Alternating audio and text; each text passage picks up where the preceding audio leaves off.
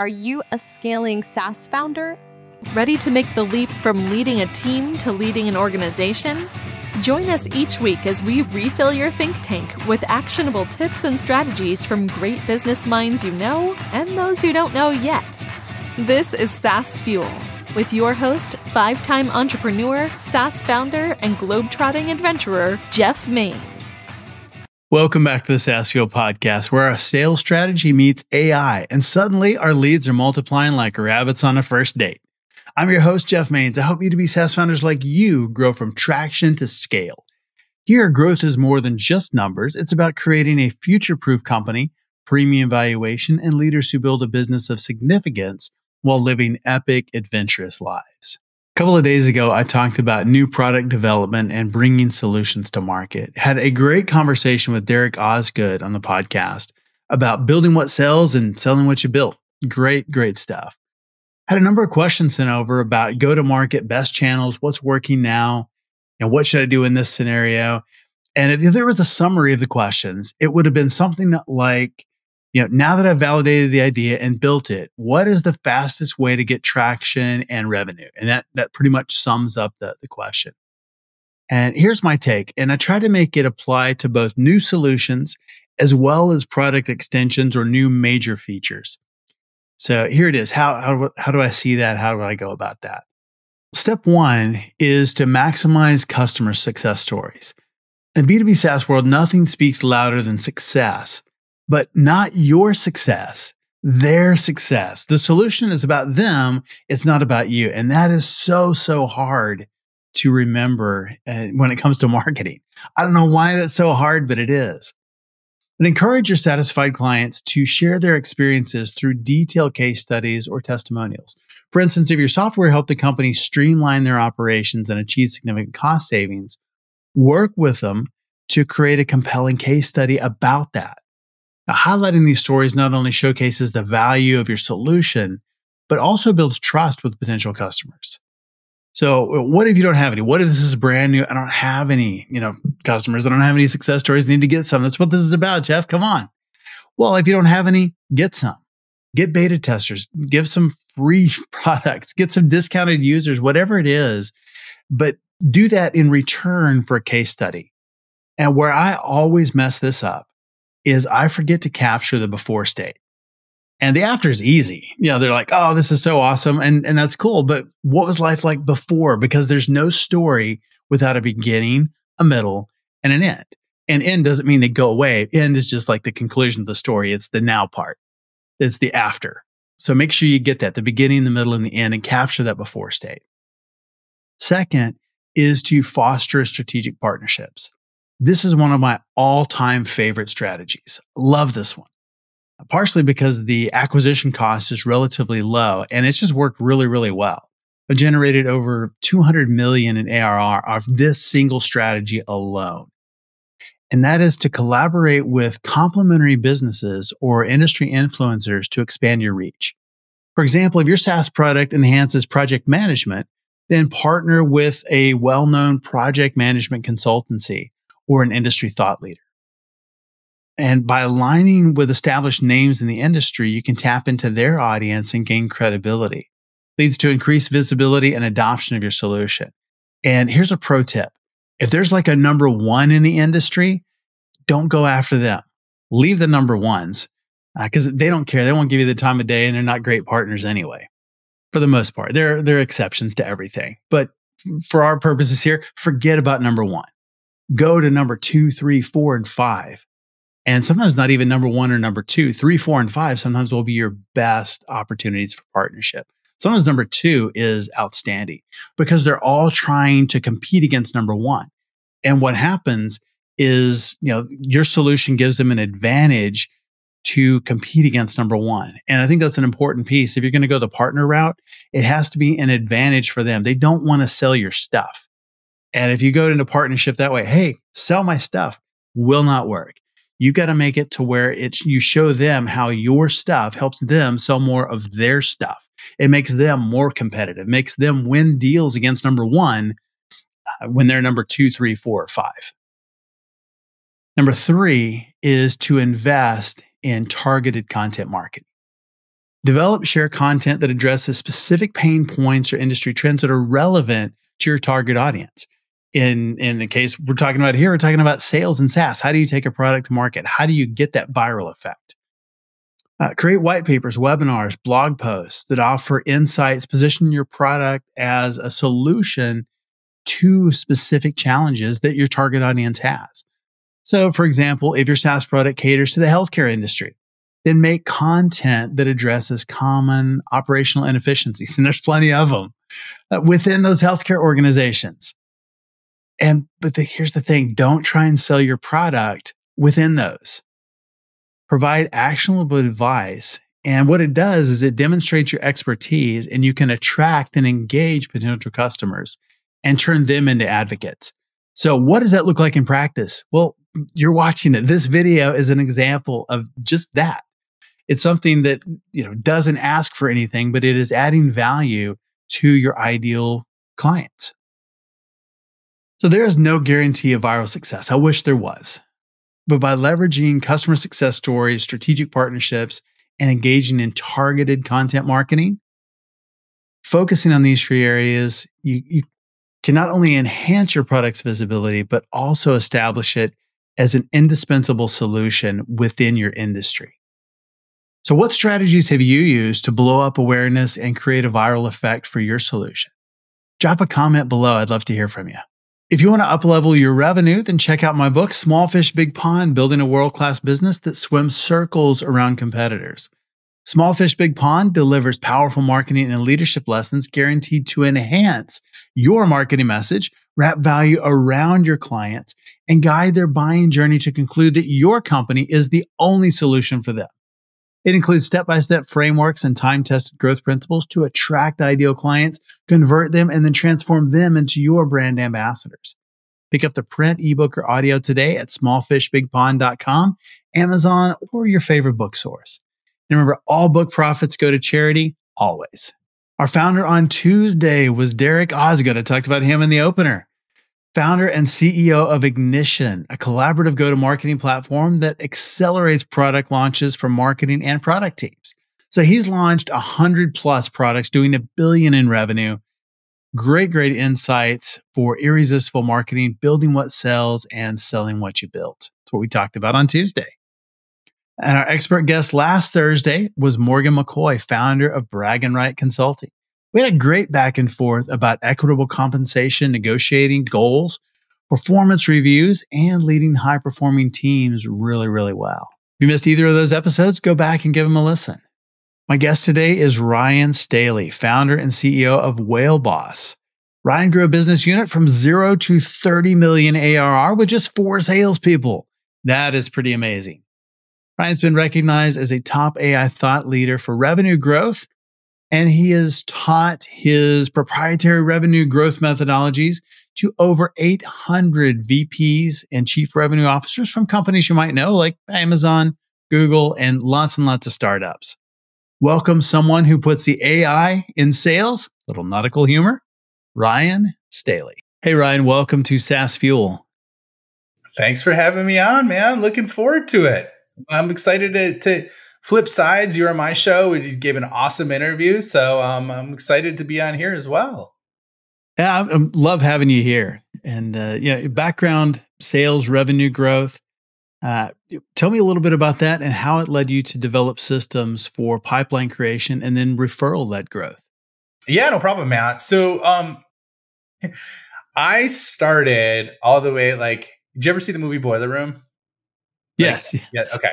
Which most people have, right? It's besides if anybody that's in sales probably has seen that, and they either love it or hate it. Yeah, you're if you're watching the video version of this, I have a picture of Tommy Boy where Chris Farley is lighting a car on fire and David Spade's looking at him right behind me. So that's another classic cult sales movie. So anyways, that was my first job out of school when I graduated, and I thought that was normal, right? Where they're like, hey, you got to make 250 dials a day. You don't have an email account.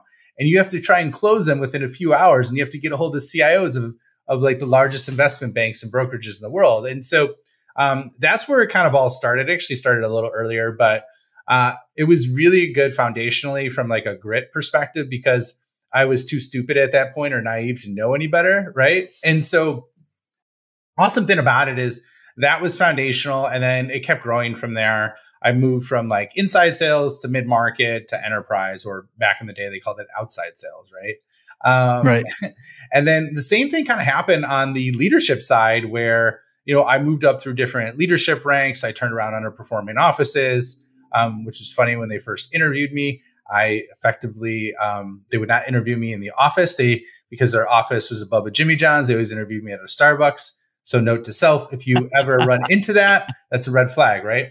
But it was a good example there. And what happened throughout my career is every time that I failed, I had like my biggest peak, usually shortly thereafter. And so that actually happened when I was there. Is I worked so much and spent so much time working, and I was hitting my number as a team leader, but it was the first time I was truly stretched that much. And so I felt like I was getting pressed from my team for more. And then I was getting pressed from the founder and the CEO for more.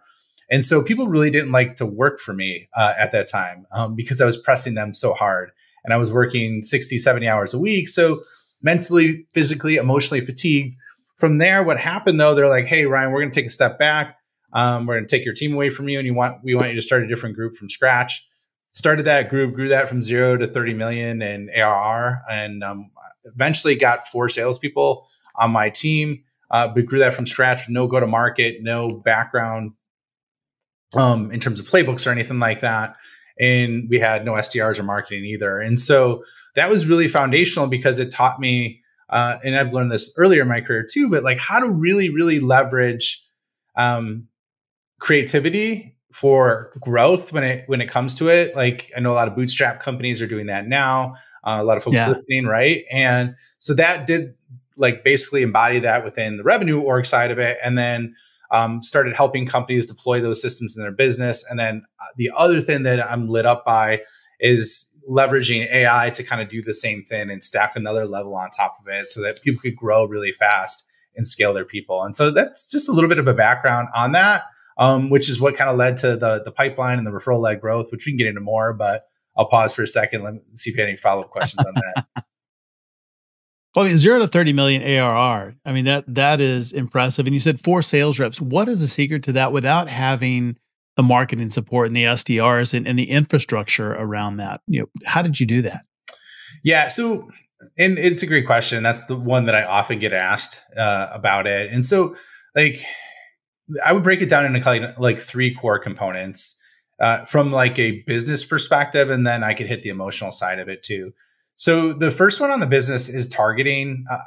What I did is I deployed a strategy that Snowflake uses as well as Vista Equity uses. And Vista Equity effectively uses it to basically double or triple the revenue in a 3-year period for $1 billion companies, right? And the thing was, like, I didn't know that this was even a strategy that they used at the time.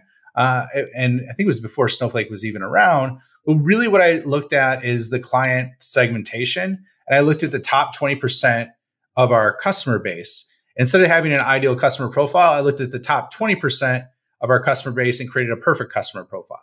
So those were the companies that typically, the top 20% that created 80% of the revenue. And then I also looked at variables around like how fast they closed. Because if you have a really large deal, but it takes 3 years to close, that's not super sustainable, right? So I looked at it more from the aspect of like, what were the biggest, fastest deals we got to close? What were the unique outliers and verticals and industries that we're in? What did the decision maker look like? What were the trigger events? And then that created a new targeting profile that I leveraged and allowed us to double our deal size every single year for 5 years. And then like 100 to 1,000x our largest deal size. So that's step one. Step two, I would say, was like basically our pipeline acquisition method. Because we had laser focus on the targeting, and it's funny, I just introduced this to a startup I was working with, and they were like blown away by it because they're like, that's so simple. That makes so much sense. I don't know why we haven't done that before, right? And so what we did is we looked at that same strategy, but not just looked at it from like, okay, where are those top functional industry experts in those areas? So for example, if we were dealing with retail, where are the top CIOs of the top retailers that fit in that perfect customer profile? what events do they go to? What associations do they go to? We would target them and actually target the board members of those groups, get them as customers, and then they would push that down. Not necessarily push it down, but we would leverage their influence that they already achieved for that entire industry association or group they had. So we did that with a combination of events and associations. Thanks, man. So that was number 2. And then number 3 was we really focused on the enterprise sales strategy because, like, if you look at all the sales methodologies, most of them, actually all of them, are designed looking internally, inside out, right? And it'd be kind of like the equivalent of like going on a first date and only talking about yourself the entire time. Like, that's how these were designed, right? And yeah. Isn't it true? Like, and so what we did is like, I'm like, okay, this doesn't make any sense because this is not how people buy, right? People buy on how they're evaluated from an organizational perspective, how they get promoted, and then like what's personally meaningful to them. So we layered in a whole deal strategy component around that. And those are kind of like, I would say, the 3 keys. There's a lot more than that, right? On the business side, but those are kind of the 3 keys that I would say are were most, critical in terms of getting that result. Like that. And now fast forward a few years, now you've layered AI on top of that. And what really sparked the interest in integrating artificial intelligence into revenue organizations? And how do you see that impacting business going forward? Yeah, I think it's a great question, man. I think the reason why the interest came because I got introduced. So, as you know, my podcast is called The Scale Up Show. I'm rebranding it into more of an AI focus because I've had really a big obsession of that. So I haven't renamed it yet, but that's where it's at as of now. And really, why I became kind of obsessed with it is because like I always had to do more with less, right? And I didn't have VAs, I didn't have any, just do more with less, right? And so I had to rely on my brain to do it. And so I'm like, okay, what if I could leverage as well something that operates 1 billion times faster and my brain to do it, right? And by the way, you could get these tools for $20 a month or $30 a month, which is amazing, right? Which has never been available to us in our entire lifetime. So that, and then the moment in time where I'm like, I am going to test this AI to see how good it is, right? So not it's just fast, but it's good. Let me see how good it is. I'm going to ask it questions that I know to be true from 10,000 hours of like experience and being with clients and C-level executives with my team. And it got close to 95% of the way there within a couple of questions. And so I'm like, this is both scary and exciting at the same time. I'm like, I could either run towards it or get run over by it. And I chose, to run towards it instead and help other people learn how to implement that and what they're doing as well. So how do you use AI in daily sales? I mean, how does that work? How does it fit into the sales model? Yeah, it's so I think it's not just sales, but it's the entire go-to-market function, right? But like, if we look at sales, you could look at it as, and I have a framework called TEAKS, which are like categories of use cases you could look at when deploying AI. So that's time, execution, acumen, money, and skills, or I should say knowledge and skills, right? And so if you're looking at those are the 4 areas, and I'll give you an example of time. An example of that would be like, there's a lot of repeated tasks, or there's probably I mapped this out. There's close to 24 different types of tasks that a sales rep needs to leverage, right? And usually they're only good at 5 or 6 of them, max, right? The rest of them are all like crappy things they have to do. They might be very good at verbally, but terrible at writing, right? They might be, and so writing an email takes long. Researching, like if you want to do good research for a big meeting, that could take 30, 35 minutes. There's a way where you could leverage a single prompt and get maybe 150% of the quality in like 2 minutes versus the 3 minutes, right? So all of these kind of stack up, and teams spend close to 75, 78% on non-selling activities. So my whole philosophy is let's double the amount of selling time that they have, but then also making that 1.5 to 2x better, right? And just by doing that, you have a massive improvement on what's possible in terms of doing that, in terms of results that teams get and everything else. And so that's why it's like super exciting. And the time is just one example. I mean, there's other examples of like strategic thinking, coaching. There's also like if you're a go-to-market leader or you're a CEO, I mean, you could tap into any individual in the world, it's well known. It could be Elon Musk. It could be, Steve Jobs, even people that aren't around anymore, and tap into their insight and then customize recommendations to you, which is something that's never, ever been available before in our life as well, which is super exciting from my perspective. Yeah, it's pretty amazing. So tell me more about Teaks. How do you implement that into the sales process or even the go-to-market strategy? Yeah. So the way I kind of approach it is, I think because this is so new and because this can cover so many different areas and there's so many tools that have been implemented at we talked about this when you're on my show, man. What do we have? How many new SaaS companies were birthed this year? I mean, we're I don't know. Do you have any idea what that is? It's hundreds. Yeah. Dude, it's probably thousands. It's probably thousands by now. Yeah. So because that's happening so fast, people don't even know what's possible, where to start. And so they get paralyzed, right? And they're like, I don't know where to start. There's so many tools. I don't know what to do. There's so much information. Everybody's shouting that theirs is the best. And so my concept is all right, first of all, understand what's possible. So that's why I've created so much content on LinkedIn, showing what's possible, or I started a YouTube channel and my podcast to do that. So first of all, is step one is to understand what's possible in terms of use cases. So then you could start to make connections with you and basically setting this up internally, organizationally for your business, right? So that's step one. Step two is, and you could do this literally in 15 minutes a day. It costs nothing to do. Sign up for one of the large language models. It could be ChatGPT or it could be Google Gemini. And basically, instead of using Google for a task that you're going to do, just try and use ChatGPT or Gemini for it, right? Something so simple like that.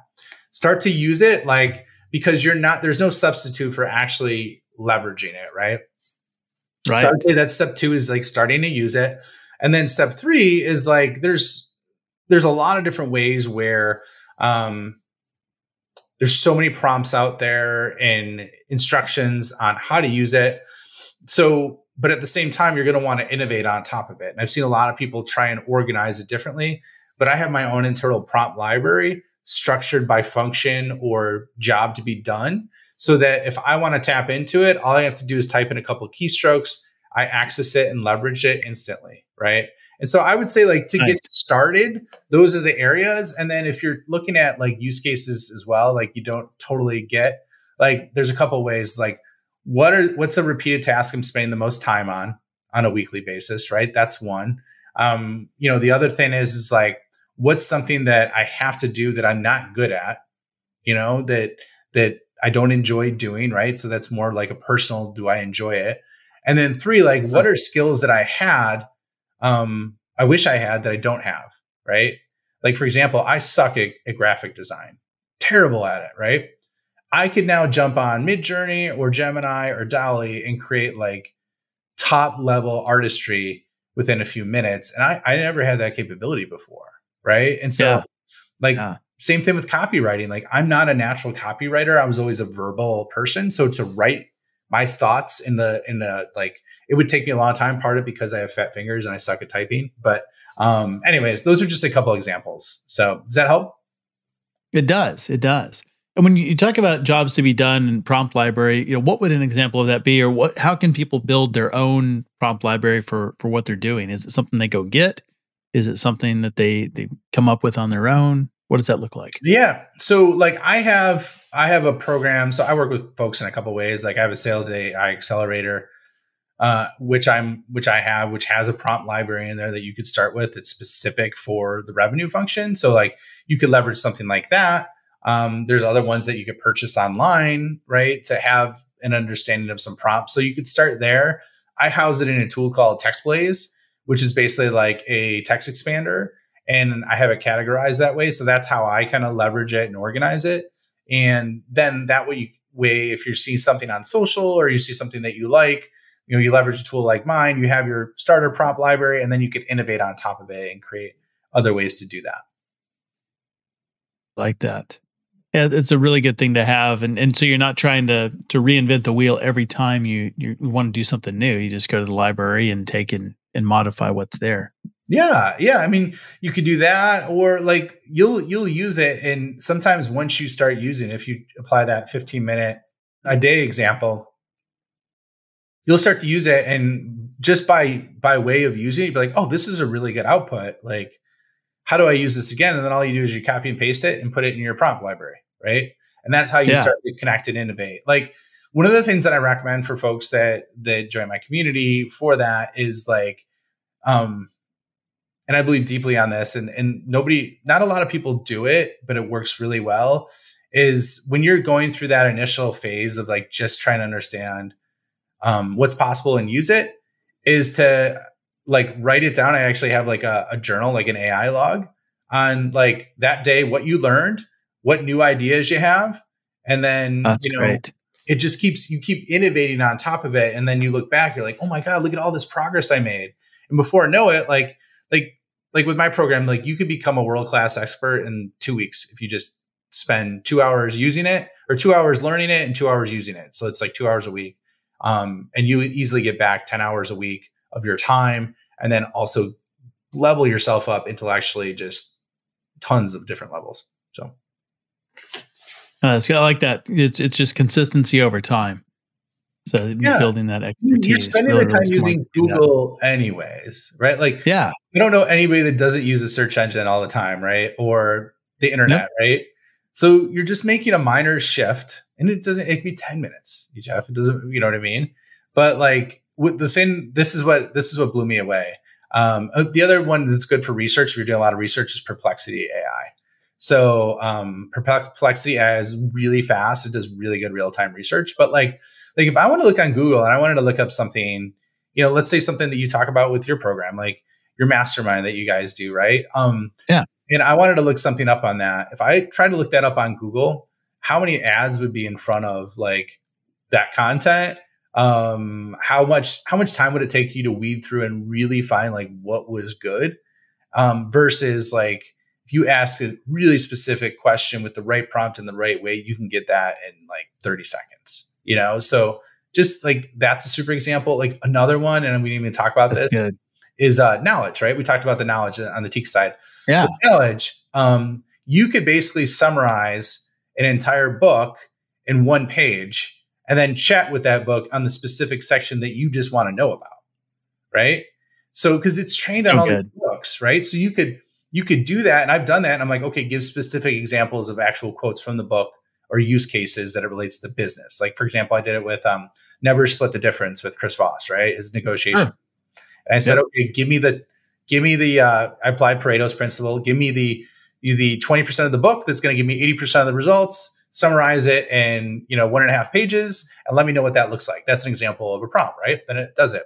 And then it'll say something about like one of his negotiation strategies. I'm like, okay, give me real life business use cases that are mentioned in the book, and a framework of how I can apply this. And then boom, it gives it to you. Like you do the same thing with YouTube videos. You do the same thing with podcast interviews. Like, so that's where like, it's not just skill acquisition, it's rapid skill scaling, like Neo in the Matrix, where, he jacks something into his brain and downloads this entire program, and he now knows jujitsu in a couple minutes, right? It's the same thing, right. So, or mentally, I should say. Yeah. I love book summaries, and this is just the next iteration of that, even going deeper, and then you're able to ask questions. Yeah. I think that's one of the things, you can listen to a book summary or read that, but then that's it. But then you do something like this. Well, now we can go deeper. We can take one of those topics and we can go really, really deep, because that's the one that you wanted to focus in on. And you could see if it's worth reading too. Like, is it worth investing? Yeah, I do that all the time. 7 hours, right? Like, is it worth investing the 7 hours to read the book or listen to the book, right? Like, it's funny. Right. I just bought, I can't remember who recommended it. You probably read the book, The E-Myth Revisited, right? Like, sure. You read the book. And that's a book I actually haven't read. It's come up a lot. I'm like, you know what? I really should read this book, right? I'm like, you know what? I'm like, why read it already? Like, see what the summary are, and then dig into the summaries. And then like, I could learn probably the majority of what I need from that book in 10 minutes, So anyways. And it's true of a lot of them. A lot of them, they're just trying to fill up, 250, 300 pages. And it could really be, the core of it is 10 or 15. So And true, so you man. just want to get those core principles. And I love doing that. And then decide, is this something I really want to spend 7, 8, 10 hours digging into? And there's some books I literally read it every single year and have for 10 years. And it's because there's so much there. But a lot of them, it's, 5 or 6 principles. Got it. Let's move on. What are your repeat readers? I'd be curious. I think I have an idea on what they might be, but would love to hear them. Well, I love Napoleon Hill. I think there's a lot of really good stuff You're there. Rich, yeah. Yep. Claude Hopkins, My Life in Advertising. It's a book from the 20s. And Really? and you think, what does advertising in the 20s or 30s have to do with the digital world today? And quite a bit. So that's one I really like. Good to Great is one I've done a bunch of times. And so there's a handful of books like that I go back to over and over again. Yeah. That's awesome, man. I love that. Have you read Outwitting the Devil or like any other Napoleon books that you really like? Yes. Yeah. Outwitting the Devil is probably one of my favorites. And, surprised it wasn't released when he was alive, controversy and that kind of thing. And you read it now, it's like, what was controversial about that? But the whole idea of drifting. Yeah. I see that so much in the world today. And it just laser focus on, what is the purpose? How can I have an impact now and not drifting? That's good, man. That's good. Yeah. And so many great books. Love that.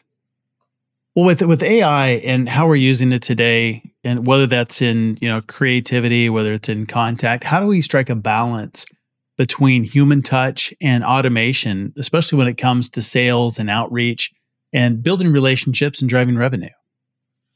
Yeah. So I look at it as like,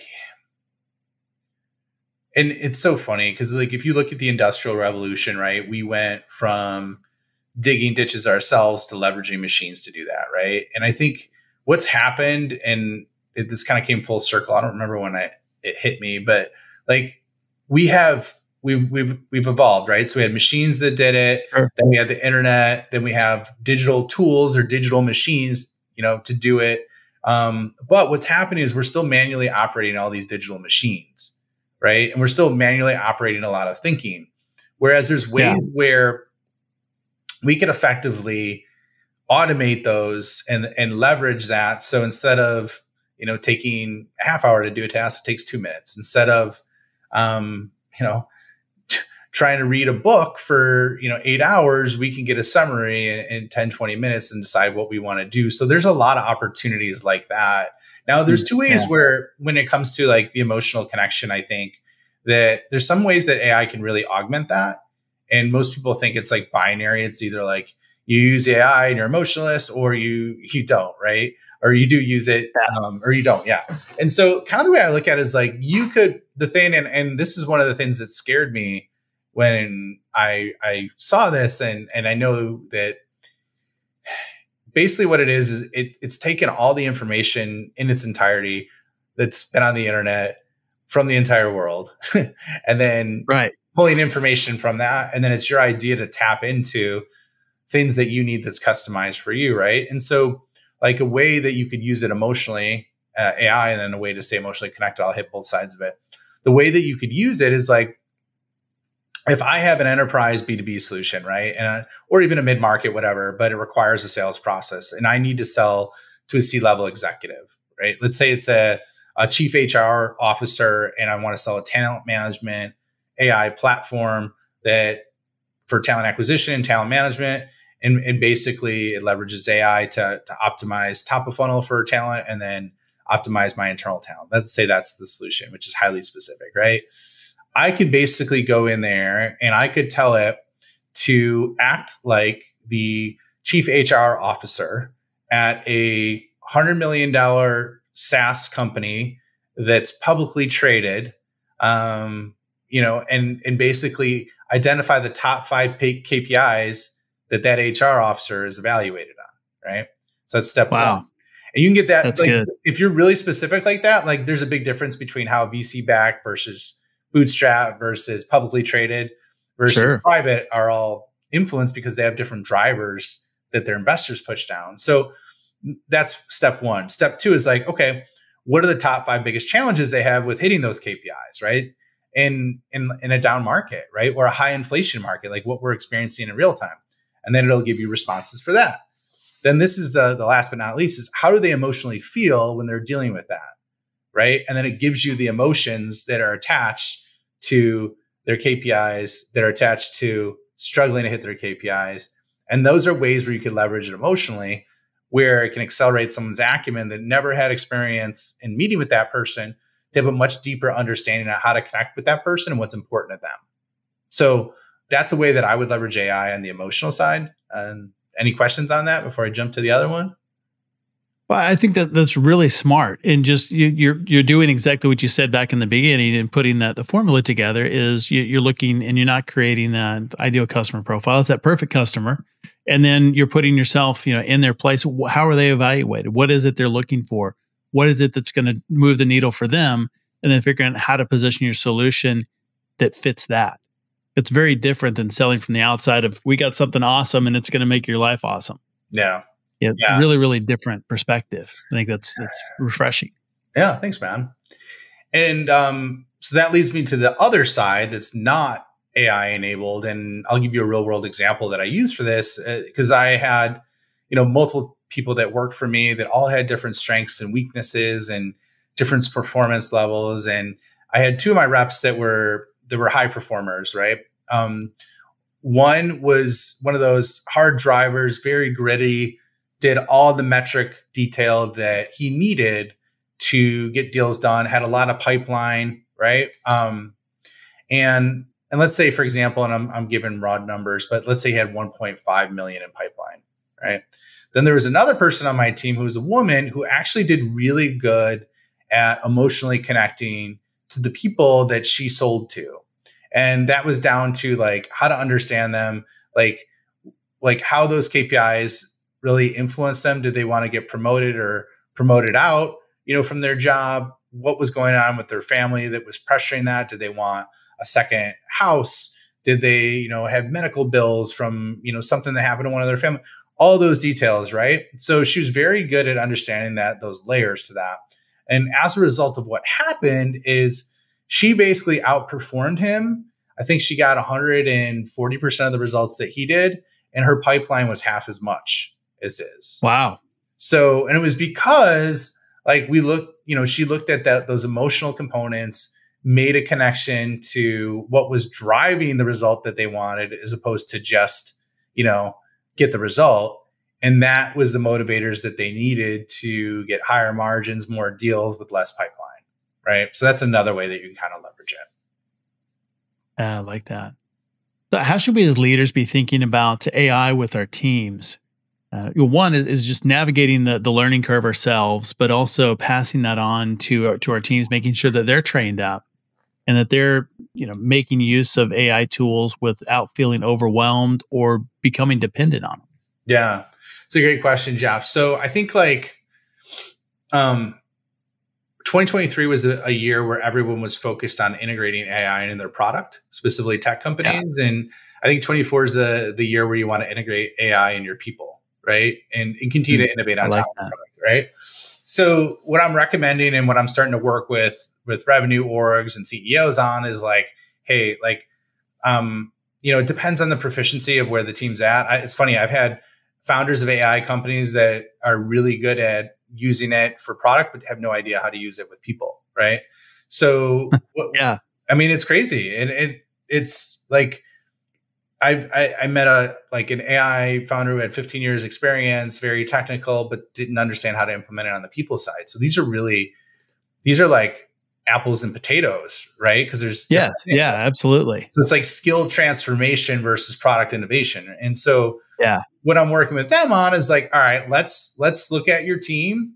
Well, first of all, let's have you understand how to use it for what you do as a leader, because leaders got to go first, right? And they got to understand what's possible and what the opportunity is because they have the vision. Once they do that, then you could filter it down by department to have an AI augmented organization where you basically train and enable them to know how to use these tools that you could leverage in a secure way if you know how to do it the right way. But then basically give them foundational starting points on how to use it and how to innovate. And then what will happen is you want a system of record for all those AI automations or AI use cases that your organization's having, which is where the prompt library is really good for, right? Then you could house those in there. And then what will happen is you could share those, collaborate, and start innovating on top of each other. And then you have a innovating, self-scaling organization that really takes off. And so that's what I think is super exciting from that perspective. Yeah, I like that. And thinking about it from just a leadership perspective, and I like that the distinction of putting it in our tool versus using it with people. How should we be pushing that out, to the workforce? And are there any concerns, over privacy or how it will be used or potentially misused within an organization? Or is there a way to prevent against that? Well, I think you need to have an acceptable use policy. That's one, right? Incorporate that in your handbook. And there's so much. Like, here's the thing: employees are using it whether they're telling you or not. Like, there's been studies. Yeah, absolutely, they are. and so, like, you want to if they're gonna they're gonna use it. It's just like with kids, right? Instead of just letting them do whatever and figure out what's right and wrong, it's like, let's give them some guardrails and help them better use it, right? And so, I mean, I would make the investment, like, you could use ChatGPT Teams, which is $30 a month per user. And it's basically ensuring that your data is not going to be trained on or used, and it's private. So it's basically like a level between the consumer version and then the enterprise. So you could use that. You could use Microsoft Copilot. I don't know what Google has yet in terms of, from what I understand, they just released Gemini Advanced that they do train on your data though. So I would be very careful of that, right? But I would say, like, acceptable use policy, step one. Step two is, like, what's the model that is sanctioned by the company that you're going to use temporarily, right? And then step three is basically embrace it, like, share what you learned as a leader and what you found, and basically have that in a team environment, then task your team to use it, and then come back with use cases and present them. And then, upvote the ones that work the best, recognize and innovate, and then, keep doing it over and over again. And I think you can create a very, like, virtuous cycle of innovation within your own organization of doing it that way. I like it. So is there, like, one key skill or mindset that's essential for successfully leveraging AI in your organization? That's great, man. It's a great question. I think I'll just give you the first thing that came to mind. So I haven't even processed this. And, like, you're asking some great questions today, man. Curiosity is what I would say. Like, yeah, that's kind of where I was headed. Yeah. I mean, that's the first thing. I'm like, curiosity, right? It's like, oh, I wonder if I could do this. Right. And then you try it, and sometimes it can, sometimes it can't. Sometimes it can if you do it over time. Right. Like, that's what's led me. That's where that log, like, that just documenting to yourself, like almost like journaling to yourself what you learned, becomes really powerful. Yeah. And it's just like, what did I learn? What did I use it for today? What are other areas I could use it for from there? Right. And I don't do it every day anymore, but I still do it. Like, for example, there's ways where you could leverage it for surveys, right? Like, you get surveys back from your customers, you put it through there, and you could even say, okay, assign the emotional levels to these problems on a scale of 1 through 5, with 5 being highly emotional, 1 being no emotion, right? So then you also know, like, which ones are emotionally triggered too, based on the language. So, like, there's, like, so many cool use cases for it. So anyways, that's just me geeking out on it, if it makes sense. Yes. Oh, I love that. And especially for surveys. I think that's a really, really good use case, because I think that's somewhat difficult to build, but then, making sure that there's not bias in the questions, rewriting the questions where they're more clear. I mean, AI can do a lot of things, and really just helping make things a lot more readable, a lot more understandable in those surveys, and get the data back. But the emotional trigger, that is absolute gold. Yeah. It's crazy. Like, there's other market research you could leverage for that too. I'm not going to get into that, but there's some cool stuff you can do with that as well. Well, I mean, there's a lot of AI tools, technologies, anything you find particularly promising or exciting, specifically around revenue optimization? It's funny. So and this is simple.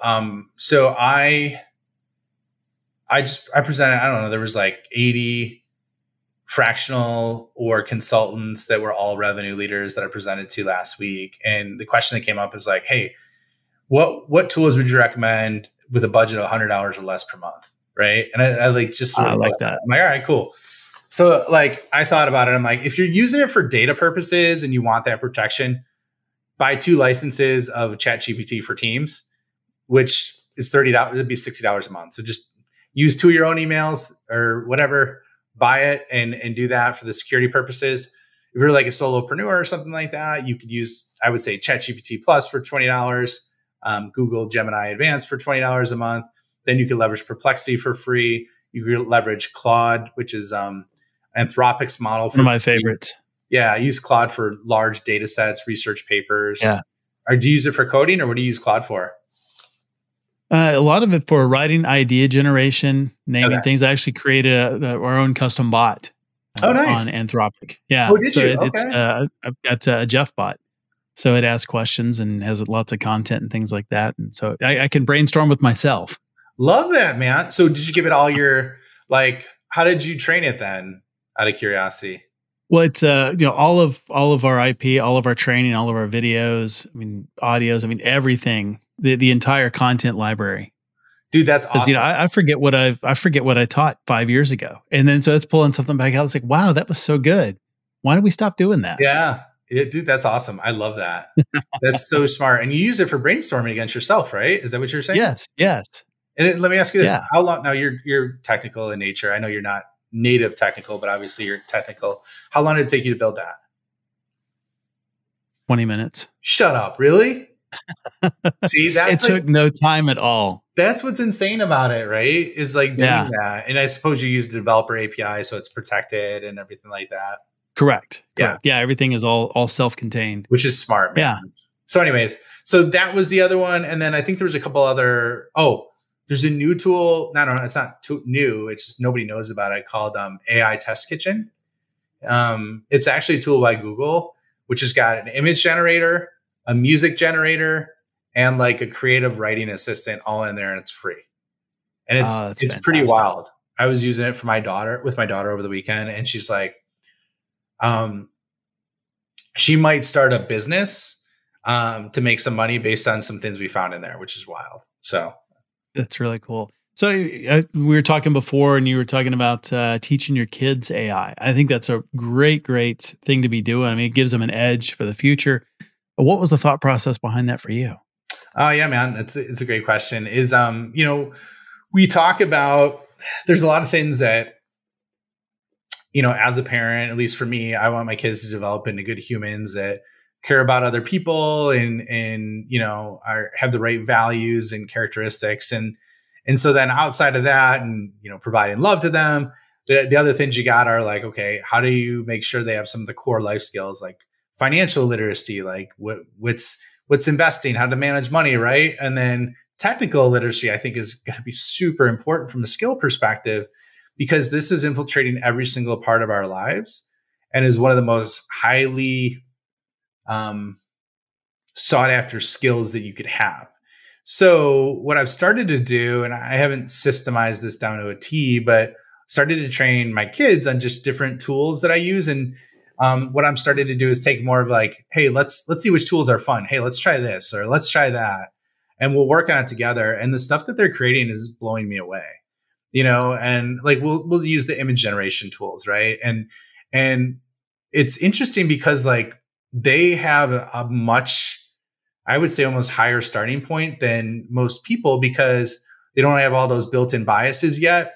My kids they haven't been in high school yet, so they're under, 13 and under, right? But at the same time, they're digital natives. Like, they started when they were born, and the iPads were available, screen, like, it's much different than when I grew up and when you grew up, right? And so, like, the way that they adapt to it is really, really fast compared to some adults that I'm seeing. So I think there's a unique opportunity for young people, if they understand it, how to use it, how to learn it, and they'll do amazing things with it. And so that's part of what I'm doing, because I know it's going to be one of the biggest forces in their life that's going to happen over the next few years. So Absolutely. I think that's so smart because it does give them such an edge. And I completely have experienced that where they're, my kids the same way and being able to image generation, we can both be trying to generate the same thing and I'll try 10 times and get pretty bad results. And they do it and it's like, all right, first try. Like that's pretty amazing. Yeah. You're just like, what the heck, man? Yeah, I'm supposed to be good at this. Yeah. Like you run into that stuff. Like my son created over the weekend we were leveraging Midjourney and he didn't really like Midjourney, I think, because it's still in Discord. So it's kind of like building out. So it's a little more nuanced, but like the level, he created like a picture of Deadpool driving like the mystery machine with a pack of like pugs chasing it and like in like a water. It turned out amazing, right? My daughter created a picture of our French bulldog in like her and I created this together in like a medieval dress. So our French bulldog dressed with medieval outfit, right? Like a lord of the manor. So like there's stuff like that. It's kind of fun too, That's great. It's really good for them and it makes it fun. It's not work. It's not something that is, this giant thing of AI. It's just for them, it's fun and it's a learning experience and they're able to create really interesting things. Yeah. So true, man. So true. Yeah. That curiosity and imagination. Love it. Yeah. We all need more of that. Where can people learn more about you online? Yeah, man. Thanks for asking. So my podcast is the Scale Up Show. If you want to listen there, or, my website's ryanstaley.io. There's like, basically I do a weekly newsletter where I share all these basically prompts and information. It's on there. You can have access to the podcast there. And then you can connect with me too, if you want help either implementing this, for your company or your organization, or you want, basically to check out my Sales AI Accelerator or Go-to-Market Accelerator as well with AI. And we'll make sure and link all of that in the show notes, and every resource, every website, every tool that Ryan has mentioned will also be in the show notes. Ryan, fantastic discussion. Thanks for being on Saas Fuel. Yeah, man, this was a blast. Thanks for having me on. You had some great questions, Jeff. Thanks again, Ryan, for coming on the show and sharing your journey and incredible insights on revenue growth, and especially the AI. Very, very cool stuff. Really enjoyed our conversation. Super helpful. You can learn more about Ryan and Whale Boss at ryanstaley.io. As always, all links, resources, highlights, and full show notes are available at saasfuel.com. And be sure to check us out on YouTube as well. Lots of stuff there. Full episodes, video shorts, outtakes, training. It's all over there on YouTube. I challenge you to share this episode with at least 3 people who need a little AI sales magic in their lives. You up for that? Everyone who shares this week gets a Bot Buddy. It's a mini AI companion that offers witty banter, helpful reminders, and occasionally unsolicited advice on life. It seems like I've got one of those already. Join us next Tuesday where our founder is Roland Siebling. He's a 3-time tech founder with a profound understanding of the challenges inherent in scaling a business. He's elevated 3 companies to unicorn status. We will dig into that and see if we can find some unicorn magic for our own companies. And then next week on our Saas Fuel Expert Series, we have Justin Chi. He is the co-founder of Cold Email Hackers. We'll be talking about B2B lead generation strategies that work in 2024 and fixing the struggle of message market fit. So I'll see you next time. And as always, enjoy the journey. Thanks for listening to Saas Fuel. Full show notes for each episode, which includes a summary, key takeaways, quotes, and any resources mentioned, are available at saasfuel.com. Be sure to follow and subscribe wherever you listen to podcasts. And if you're enjoying the content and getting value from these episodes, please leave us a rating and review at ratethispodcast.com/saasfuel. We'll be sure to read these out on future episodes.